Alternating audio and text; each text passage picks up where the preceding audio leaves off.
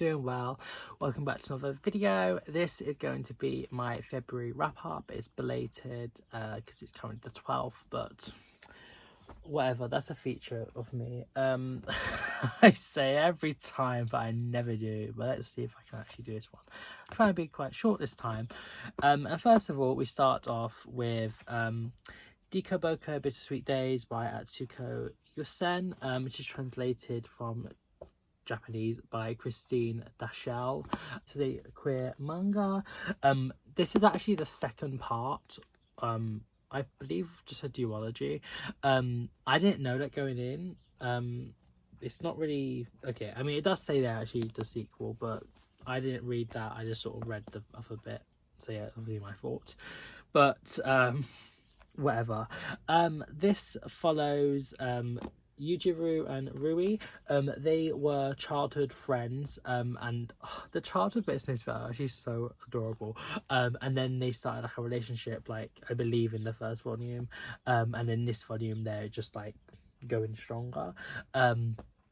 Yujiro is very like athletic and like a bit shorter, but Rui is like very tall and cheerful and just like really like just a cute like person. And yeah, they're in their final year of high school, and it's just sort of about like their love for each other and like the issues and stresses that come with like this sort of time in someone's life, about like options like university and future careers, and like will their love like still be there when they go on thin life and things like that. And yeah, it was very cute. I enjoyed this, and yeah, I would recommend it. I really don't know what else to say. Yeah, I believe most of these I haven't given ratings or reviews yet, so I'm just going to be doing it on the cuff.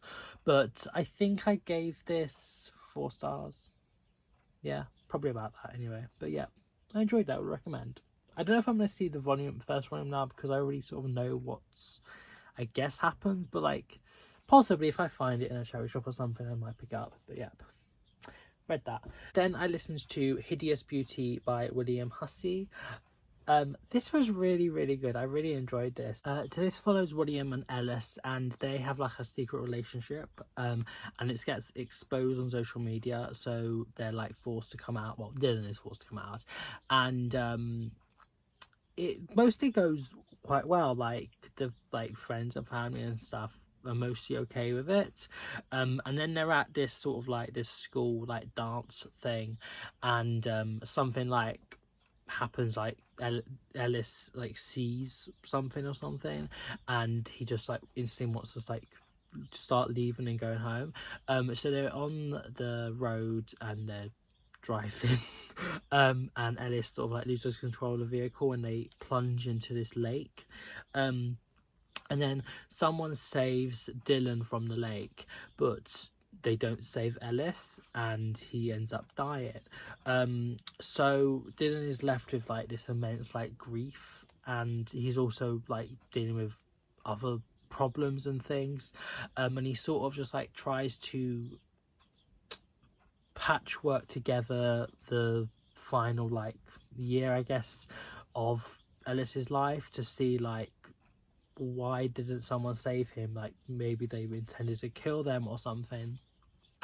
And I think it's done very well, and the things Hussey addresses are done very well.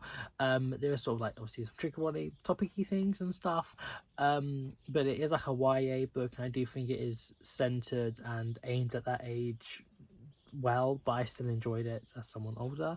And yeah, I really loved like the relationship they had, and it's very sad as well. Like it's a very sad book. I don't know why I smiled when I said that, but just sort of like getting to know Ellis and the future he could have had in this like horrible event. And yeah, I guess this is in some ways a little bit of a spoiler, so click ahead if you don't want to hear this.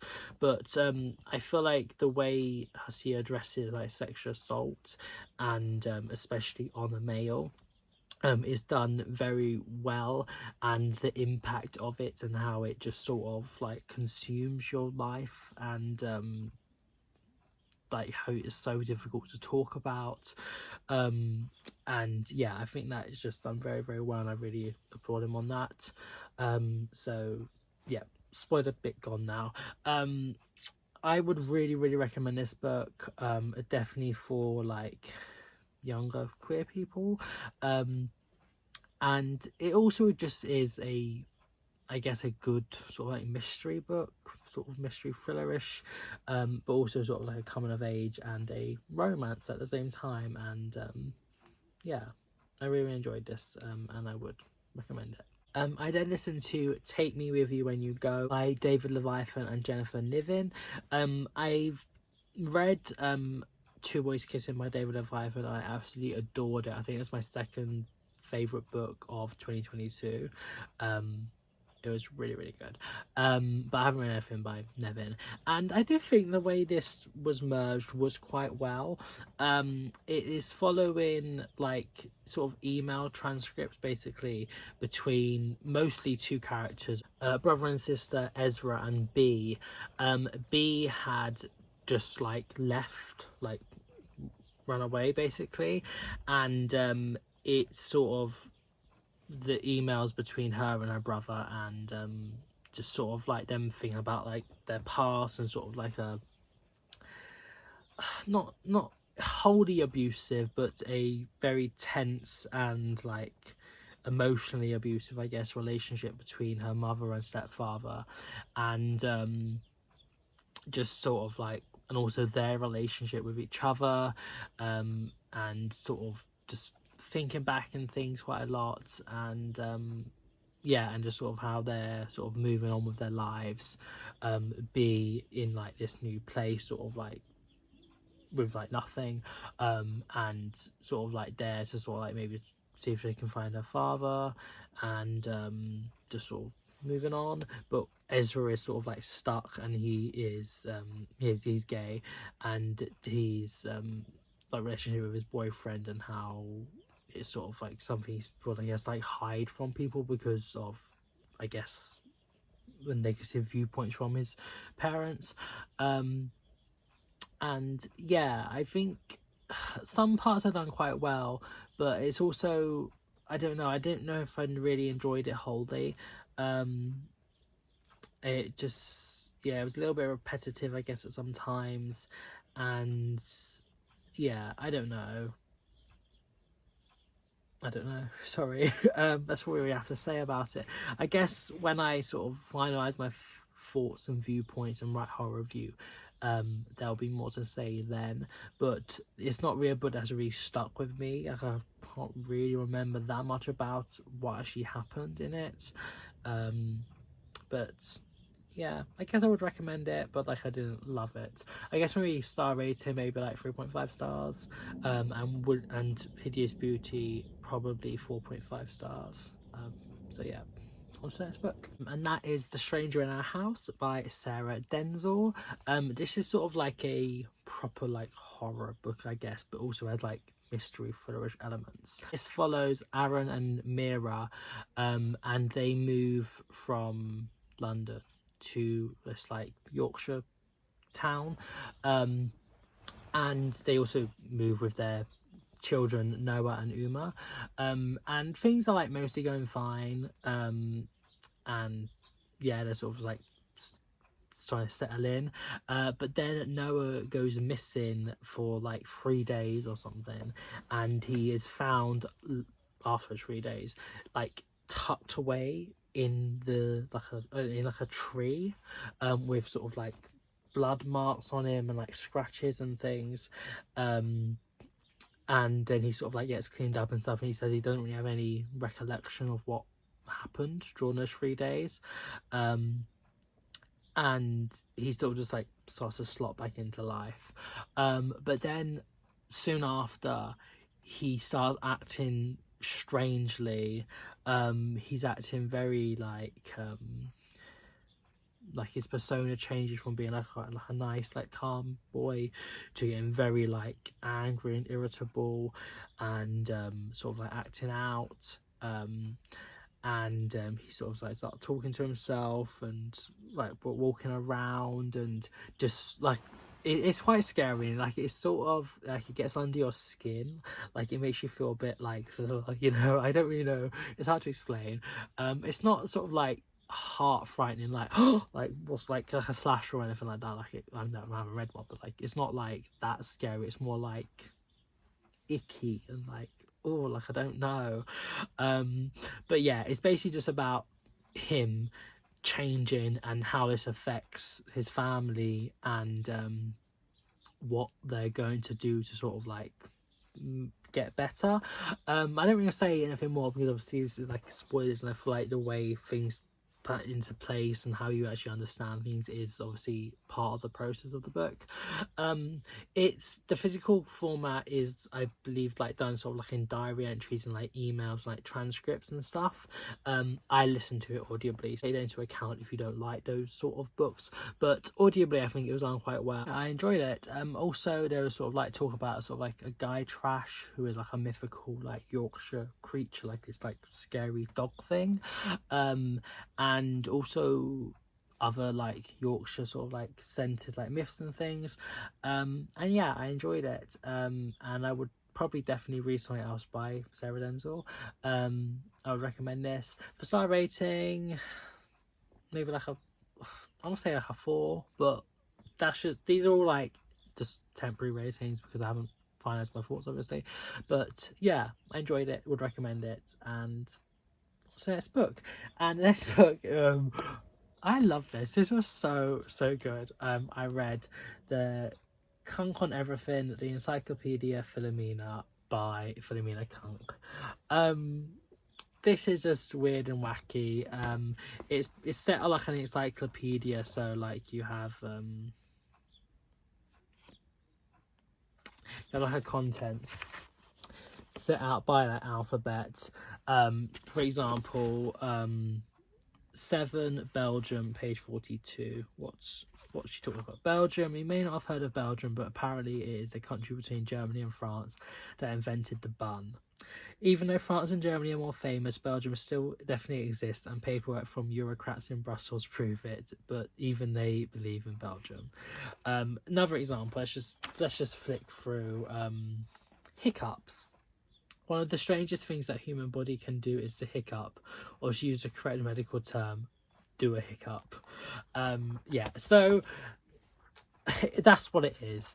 It's apparently everything you need to know, full stop. It's not, obviously. She does make things up, and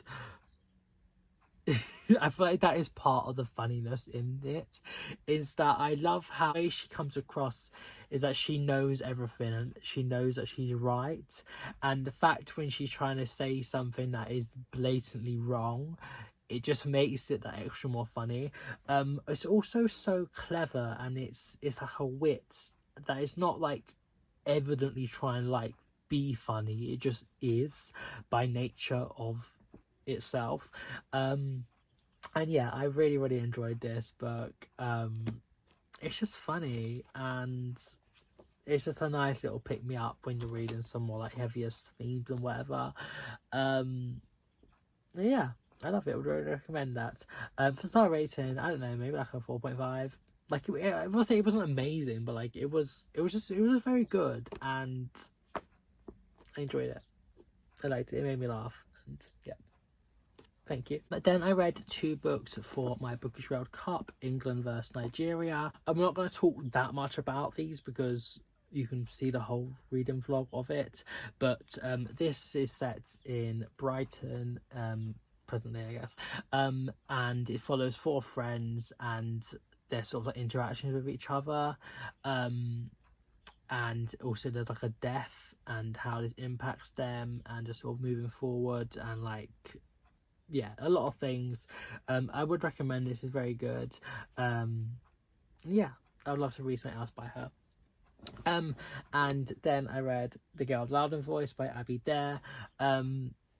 this is set in Nigeria. It follows 14-year-old Aduni, and she is sent to become the third wife of this man, but she doesn't want to be a wife. That's not what she wants to do. She wants to teach. She wants to, you know, have a life of her own. She wants to become someone. She wants to have a louder voice, and she takes you from page one. She holds onto your heart and your body, and she does not let go. She does not let go from page one to page 200 and 302. I loved her. She is such a ray of hope and sunshine despite the immense adversity and horrible things that happen to her. She just does not let go, and I really loved this book. It was really good, and I would so recommend this, and I'm definitely going to be picking up the sequel when that comes out this year. So yeah, love that. For star ratings, I think I've forgotten now. I think I gave this 4.5 stars and this 4.75 stars, but the more I think about it, this might actually be a full-blown 5-star rating, so maybe, we'll see. But yeah, they're them ones. And I read another book for my Bookish World Cup. This is the Japanese entry, which was going up against the Danish entry, which I finished on the first day of March, but I'm including it as a March read because the vast majority of it was finished in March, so yep. So I'm not going to really talk about this again either, but it's just following a mother and daughter as they're traveling around Japan, and yeah, I won't tell you the rating because yeah, but I enjoyed it quite a lot and I would recommend it. And yeah, it feels like a dream in a way. It's like very ethereal, and I just love like the recollections and things, so yeah, would recommend that book.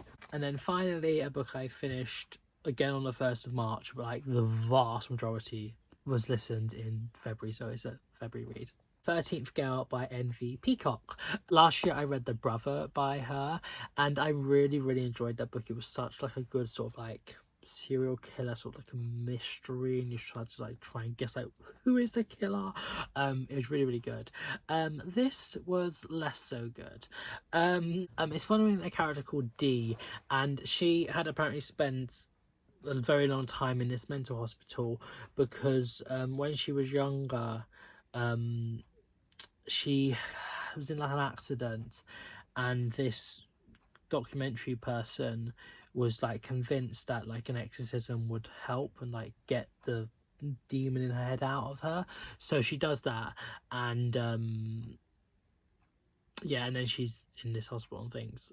It's a little bit hard to actually understand like exactly the whole backstory, but that's not really that relevant to the actual current day story, which is that there's this serial killer going around, and they take like a girl, like a young woman, and then they send like letters to the police and stuff like, oh, I have these people and stuff like, why aren't you catching me, it's all your fault.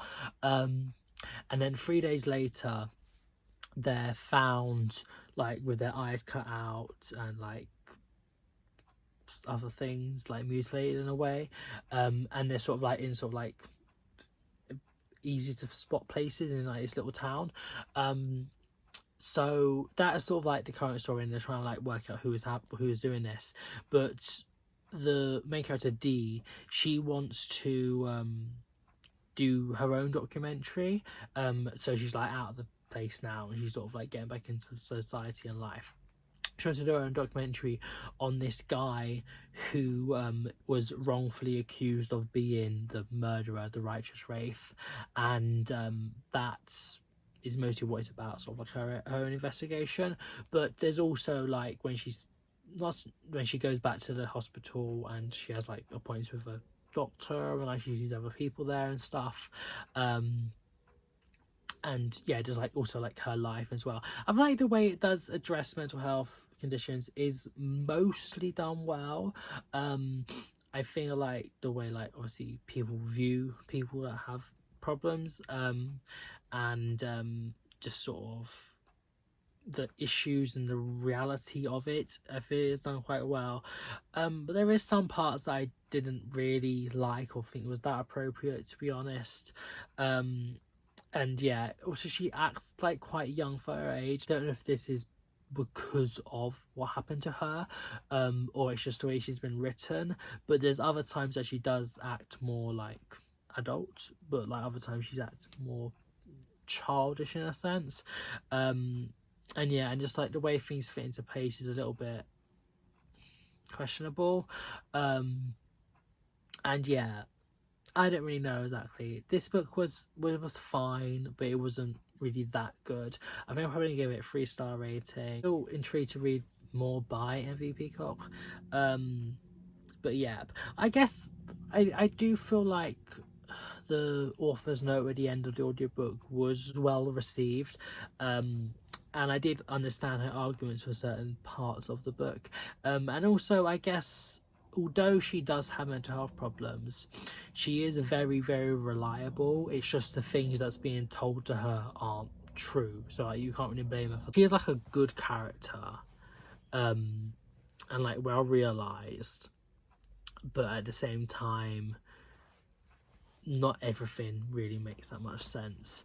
But yeah, that was the end of today's video. Hope you enjoyed it. Hope you have a nice morning, even though wherever you are in the world, and I shall see you very soon. Bye.